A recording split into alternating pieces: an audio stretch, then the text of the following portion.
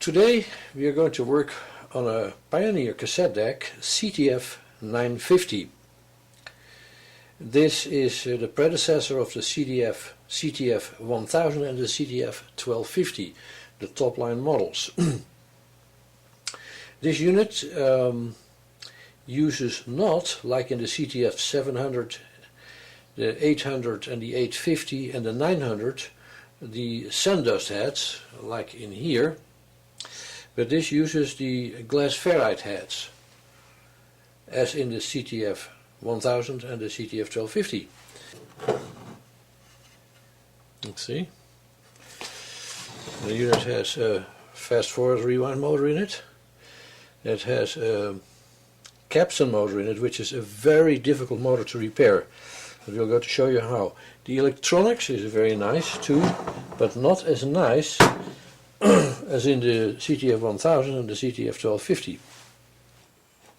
Take the front panel off and we put it to the side. Here's the screw at the end of the screwdriver and one there. At the end of the screwdriver. The screwdriver is slightly magnetic, so it holds it in place. And then we use a hex screwdriver or an Allen screwdriver and stick it in the top. And now the head is removed. Okay, and we put it to the side here. We turn the unit and we take this whole mechanism. This has a tie wrap, a wrap, not a tie wrap, but a hook that holds the thing in place here, the mechanism, and then there's a black wire here. That's the only one, and it goes to this post here. Okay. It's sitting on a grounding strip, so we give it a couple of twists and we cut it off, because later on we're going to solder it back on again. Okay, it is this grounding strip. That's it. Now we're going to separate the main chassis from the tape transport. Okay, we have here the tape transport, which we are going to work right now. There is a shaft on here, you see this top here, that's supposed to be longer, it's supposed to be that long, it's broken off. And that's supposed to rest in here so that it stays like that.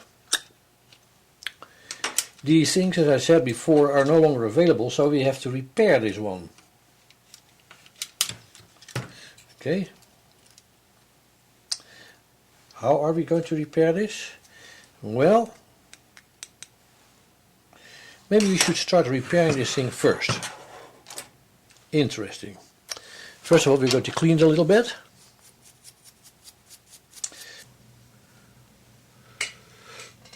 Also, if you look at it,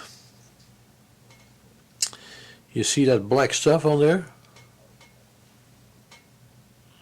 That is rubber.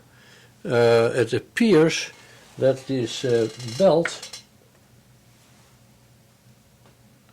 yeah, see, if you look at this side of the belt, I don't know whether you can see it, you see a shiny little,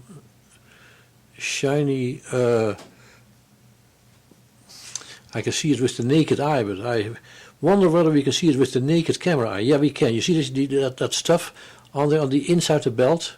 See that? The belt starts to break down. If you wait a little longer, the belt will actually turn into a gel, like jello. And that gel will actually mess the whole thing up. So then you have to clean it. Now luckily we are not at that point yet. See, there's also, that stuff has also shed itself upon this flywheel. You see that?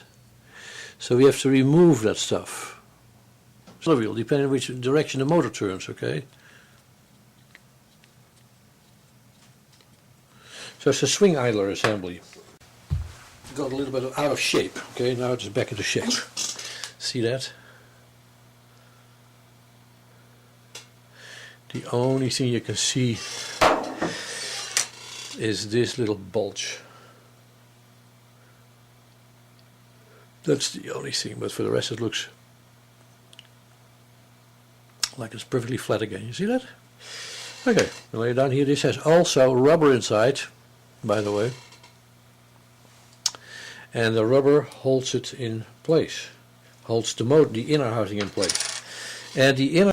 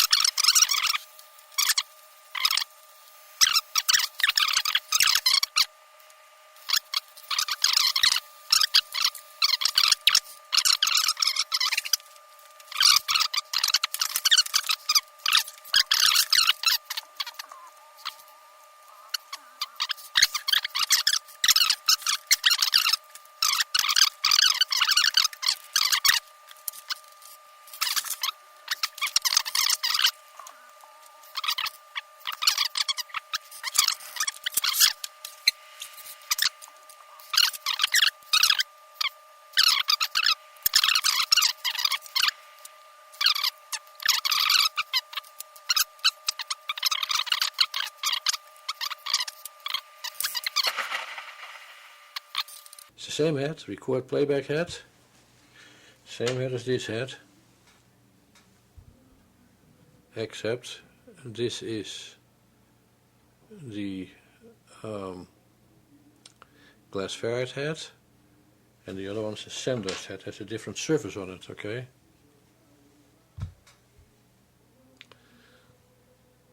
So we'll rotate it, and you can see it has a different surface on it, not the glass. This head is also very hard, they are both very hard, but as I said at the beginning of this show, the sender's head is actually more expensive than the glass ferrite head. They were used in the 800, 850 and 900 models. In the 950, which this is, and the 1000 and the 1250 models, they used glass ferrite heads, and they thought that these heads were better. It turned out that they were not better. They were actually, because sometimes 1 in 100, the glass on the surface of this head cracks, and if it cracks, then it fills up with iron oxide particles, which prevents the signal from, particularly at high frequencies, from being amplified. Let's say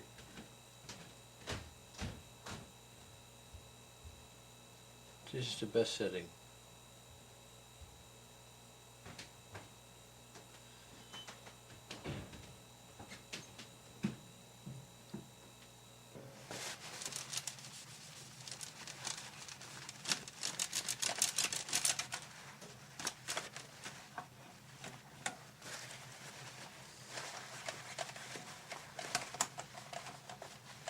I'm going to do some adjustments now to the recording.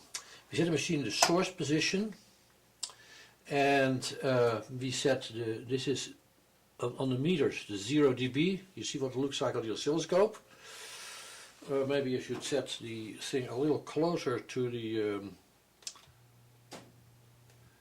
up and down, down, down, down, down, up, up, up, up, up, and a little bit to the right, left, the other left hand side, and zoom it a little bit further, and a little the other left hand side. Okay, that's a good picture of it. Now it's at 0 dB. Now we are going down to -10 on the meters here, on the meter of the CT-F900, and since I have replaced the head, I have to do some adjustments to the recording too. So I've set the azimuth, I've set the playback level, I've set the meter levels, I've set the EQ levels. Now it's in the source position. Now we put in the record mode, and we push the tape button. And let's set the gain a little higher, 1, 2, and we see if we go between source that the one channel is a lot weaker than the other, and this is a 400 Hz signal. So we're going to do something about it. We're going to the record level, let's find it, record level, I hope this is the right one. Let's see. No, that's the wrong one. That's the other one. This is the one, and I'm going to turn it up until it's the same, more or less. Let's overlap them.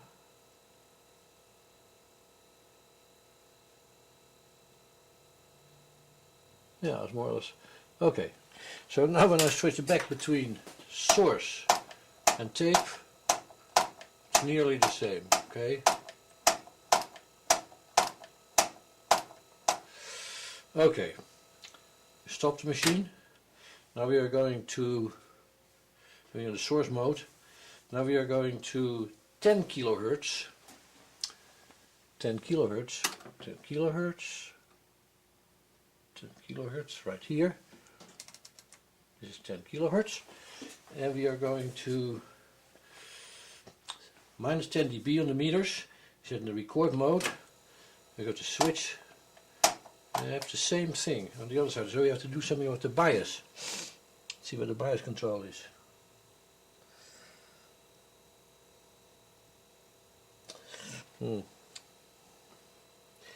This is normal tape, this is standard tape, so we do it for normal tape first. Let's see.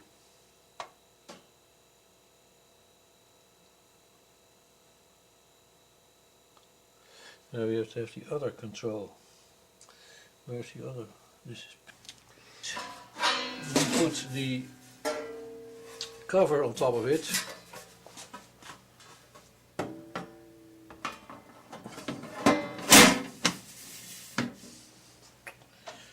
Okay.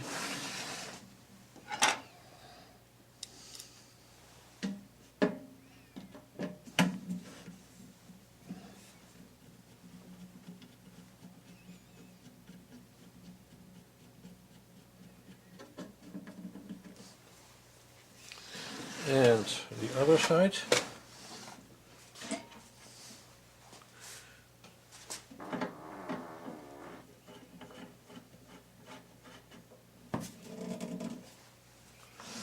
Okay, and we fix the unit up a little bit.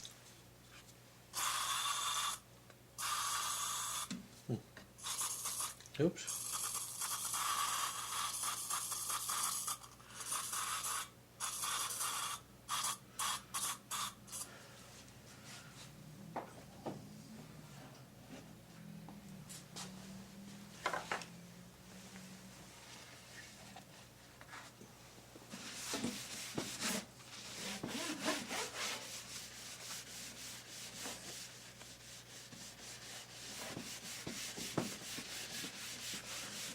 It makes the unit nice and shiny, and it repels dust too for a little while.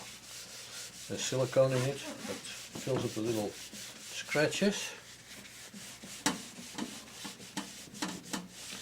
It makes the unit look like new.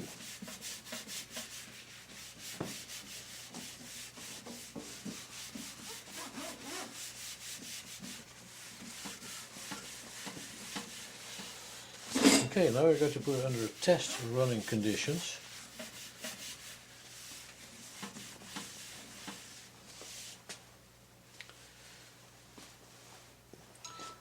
So we are going to take the cables out. Okay, we're going to stick these cables in there. And the record cables, so we're going to record something on it.